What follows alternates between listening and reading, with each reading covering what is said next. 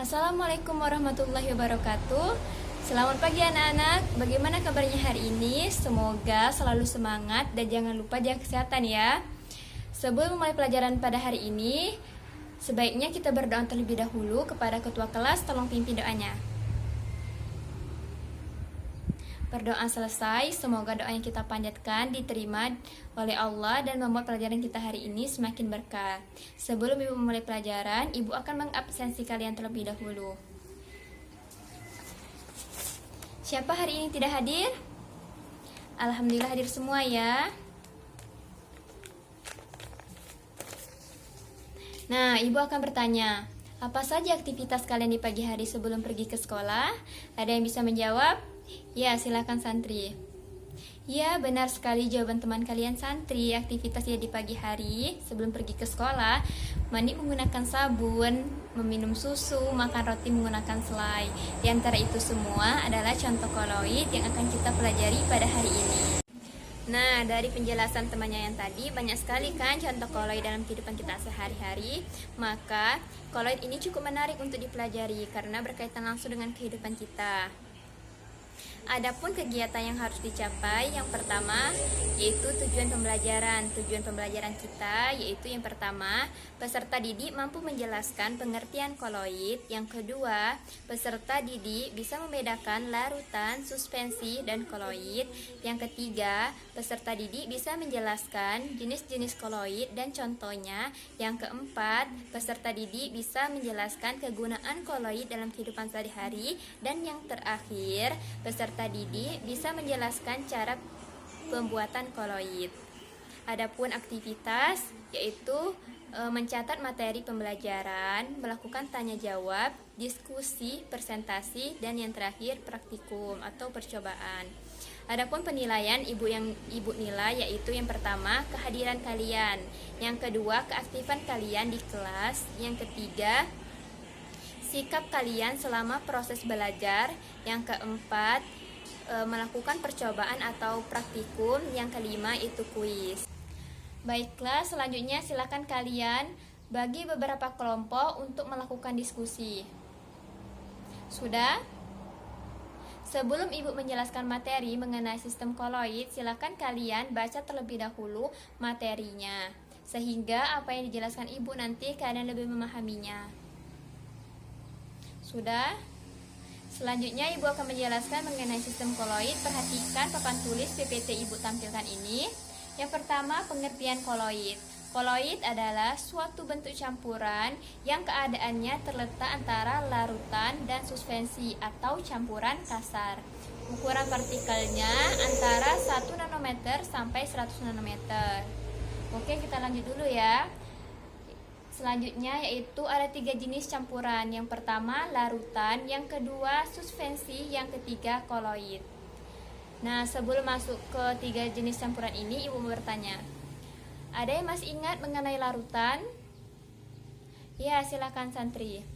Ya, benar sekali jawaban teman kalian santri bahwa larutan adalah suatu campuran yang partikelnya sangat kecil sehingga tidak bisa dibedakan. Dan larutan ini bersifat homogen. Oke, kita lanjut dulu ya. Yang kedua yaitu suspensi. Suspensi ini adalah suatu campuran yang ukuran partikelnya relatif besar sehingga bisa dibedakan larutannya dan bisa disaring. Sifatnya heterogen. Nah, dan yang selanjutnya yaitu koloid. Koloid ini adalah suatu bentuk campuran yang terletak antara larutan dan suspensi karena ukuran partikelnya antara 1 nanometer sampai 100 nanometer. Lihat di sini ada 3 contoh campuran. Yang pertama larutan, yang kedua koloid, yang ketiga suspensi. Dimana bisa dibedakan ya, larutan tidak memiliki partikel karena partikelnya sangat kecil sehingga tidak kelihatan. Yang kedua yaitu koloid mempunyai partikel yang tersebar, dan yang ketiga yaitu suspensi memiliki partikel yang lebih besar daripada koloid. Oke, selanjutnya kita akan membahas mengenai perbedaan larutan, suspensi, dan koloid. Di mana larutan ini bersifat homogen dan tidak dapat diamati walaupun menggunakan mikroskopis ultra.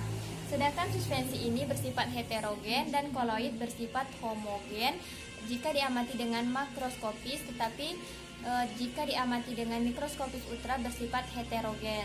Selanjutnya, ukuran partikel. Ukuran partikel larutan kurang dari 1 nanometer, sedangkan ukuran partikel koloid antara 1 nanometer sampai 100 nanometer. Ukuran partikel suspensi lebih besar dari 100 nanometer. Nah, perbedaannya lagi yaitu larutan memiliki satu fase stabil dan tidak dapat disaring, sedangkan suspensi memiliki dua fase tidak stabil dan dapat disaring. Dan yang terakhir yaitu koloid. Koloid ini memiliki dua fase, umumnya stabil dan dapat disaring menggunakan ultra. Selanjutnya, Ibu akan menjelaskan mengenai jenis-jenis koloid. Yang pertama yaitu aerosol. Aerosol ini sistem koloid dari partikel padat atau cair yang terdispersi dalam gas. Contohnya yaitu awan. Awan ini contoh dari aerosol cair yang terdispersi dalam gas. Kemudian sol. Sol ini adalah sistem koloid dari partikel padat yang terdispersi dalam zat cair. Contohnya yaitu lumpur yang ada di sungai. Kemudian yaitu emulsi. Emulsi ini adalah sistem koloid dari partikel cair yang terdispersi dalam zat cair tetapi tidak melarutkan. Contohnya yaitu keju. Kemudian buih. Buih ini adalah sistem koloid dari partikel gas yang terdispersi dalam zat cair. Contohnya yaitu sabun yang kita gunakan kehidupan kita sehari-hari. Yang terakhir yaitu gel. Gel ini adalah sistem koloid kaku antara cair dan padat. Contohnya yaitu agar-agar. Pernahkah makan agar-agar? Ya, itu adalah contoh dari koloid jenis gel. Baiklah, dari penjelasan Ibu ada yang ingin bertanya? Ya, silakan santri. Baiklah, Ibu akan menjawab pertanyaan dari teman kalian santri yang menanyakan apa perbedaan fase terdispersi dan dispersi. Jadi, fase terdispersi bersifat diskontinu atau terputus-putus, sedangkan fase dispersi bersifat kontinu. Misal, Ibu contoh ya, susu dengan air. Susu itu fase terdispersi, sedangkan air merupakan fase dispersi. Misal lagi, kopi itu air itu termasuk dispersi, sedangkan terdispersinya itu kopinya. Mungkin itu penjelasan Ibu, kalian paham semua? Baiklah, ada lagi yang temannya yang ingin bertanya? Ya, silakan Asra. Baiklah, Ibu akan menjawab pertanyaan teman kalian Asra yang menanyakan apa perbedaan paling dominan antara larutan, suspensi, dan koloid. Jadi perbedaan dominannya yaitu ukuran partikelnya, di mana ukuran partikel larutan sangat kecil sehingga tidak bisa disaring, sehingga tidak bisa dipisahkan. Kemudian kalau suspensi itu ukuran partikelnya besar sehingga bisa disaring. Dan koloid itu ukuran partikelnya antara 1 nanometer sampai 100 nanometer. Tidak bisa disaring dengan menggunakan penyaring biasa, tetapi bisa menggunakan dengan penyaring ultra. Mungkin itu penjelasan Ibu ya. Ada lagi yang ingin bertanya? Baiklah, tidak ada. Ibu anggap semuanya sudah paham apa yang dijelaskan Ibu ya. Silakan kalian perhatikan ke depan mengenai gambar ini. Di sini ada gambar kopi, sirup, dan lain-lain. Dari gambar ini kalian tentukan mana larutan, mana suspensi, mana koloid. Kemudian penjelasannya juga ya. Kemudian gambar yang kedua yaitu ada minyak wangi, mayones, dan lain-lain. Tentukan jenis-jenis koloid. Ini termasuk jenis koloid apa? Misal ya, parfum ini termasuk sol, misal.